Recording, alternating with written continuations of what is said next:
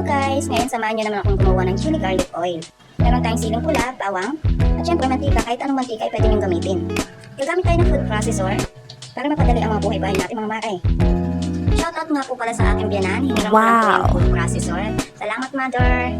Balik tayo dito sa pag-prepare. Ayan, pagsamahin lang lahat ng mga ingredients. Sili, bawang, at mantika. Kayo nang bahala kung gaano karami yung mantika na ilalagay nyo. Sa akin ang nilagay ko ay 2 tasa ng mantika. Naglagay din ako ng seasoning sauce. Optional lang po yan. O diba, napakadali ng buhay pag meron tayong mga ganitong gamit sa bahay. Kaya ano pang inaantay mo? Punta na sa Shopee app, add to cart na. Char! Ayan, tapos na. Pag ganito kapino ay okay na yan. Pwede na natin simulan ang ating pagluluto. Ilagay lang sa kawali ang ating ginawa kanina. Ingat lang ng konti dahil yung lumalabas na usok dyan is masakit po sa mata at saka masakit din siya sa lalamunan. Para siyang nakakaubo talaga. Ayan, pakulaan lang natin sa mahinang apoy ng mga 20 minutes. At wag po natin kalimutang halu-haluin. Mabilis po kasing masusunog yung bawang. Kaya kung ayaw mo maging maitim ang chili garlic mo, tiyagaan mo na maghalo kay ubi dyan.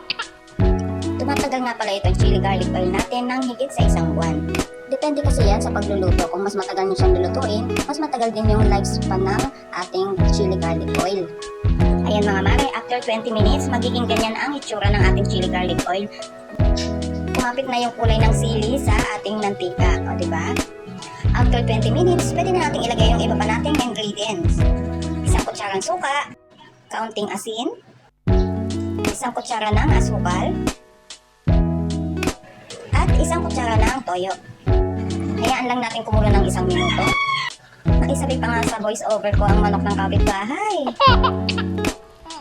Ayan, pagkalipas ng 1 minuto, pwede na natin halu-haluin ulit.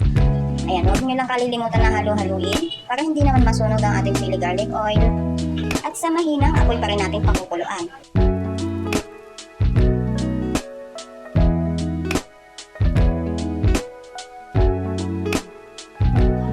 Ayan, after 20 minutes na paghahalo ulit, magiging ganyan na ang itsura niya. O, diba? Ang ganda na ng kulay, mga mare. Nga pala, bibigyan ko kayo ng tip. Samantalahin nyo gumawa nito kapag alam nyo mura ang sili. Alam naman natin na may panahon na napakamahal ang sili. Kaya kung alam natin na mura ang siling labuyo, huwag ka nang magdalawang isip na gumawa nito. Ayun lang mga mare. Bye!